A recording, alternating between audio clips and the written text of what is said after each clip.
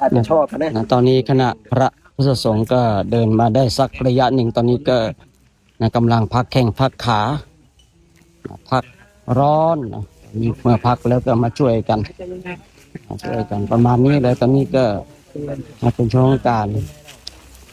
พักร้อนก่อนช่วงหลังจากที่เราเดินมากันได้สักระยะหนึ่งแล้วนะตอนนี้ก็เป็นช่วงของการถวายน้ำปนะด้วยนะวันนี้ก็เป็นช่วงของการถวายน้ำปนะด้วยนะอันมาจังหวะเราก็รับน้ำปนะตรงนี้พอดีเลยนะช่วงถวายน้ำปนะวันนี้น้ำปนะโอ้โหสุดยอดเลยสาธุนะสาธุนะเป็นการถวายน้ำปนะกันตอนนี้พระก็กำลังพักผ่อนกัน